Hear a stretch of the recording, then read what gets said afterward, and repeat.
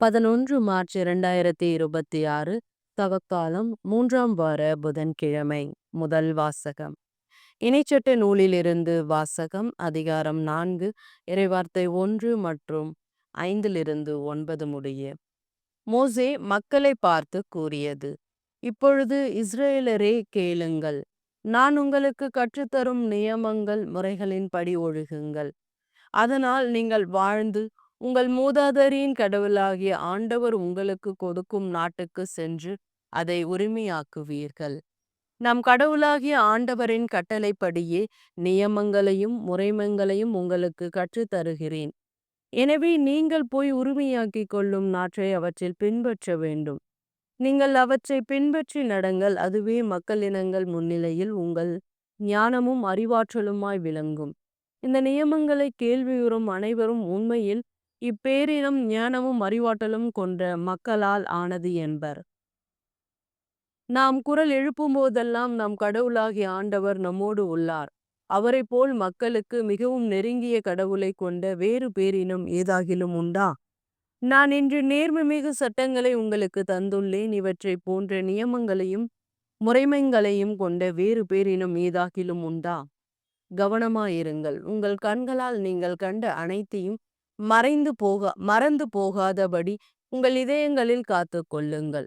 உங்கள் வாழ்நாள் முழுமையும் நீங்கள் அவற்றை மறக்க வேண்டாம். உங்கள் பிள்ளைகளுக்கும் பேர பிள்ளைகளுக்கும் அவற்றை எடுத்து கூறுங்கள். ஆண்டவரின் அருள்வாக்கு. இறைவா உமக்கு நன்றி. பதிலுரை பாடல். பல்லவி. எருசலேமே ஆண்டவரை போற்றுவாயாக. எருசலேமே ஆண்டவரை போற்றுவாயாக. சீயோனே உன் கடவுளை புகழ்வாயாக. அவர் உன் வாயில்களில் தாள்களை வழிப்படுத்துகின்றார். உன்னிடமுள்ள உன் பிள்ளைகளுக்கு ஆசி வழங்குகின்றார். எருசலேமே ஆண்டவரை போற்றுவாயாக. ஆண்டவர் தமது கட்டளையை உலகினுள் அனுப்புகிறார். அவரது வாக்கு மிகவும் விரைவாய் செல்லுகிறது. அவர் வெண்கம்பளி போல் பனியை பொழிய செய்கிறார். சாம்பலை போல உறைபனியாய் தூவுகின்றார். பல்லவி. எருசலேமே ஆண்டவரை போற்றுவாயாக.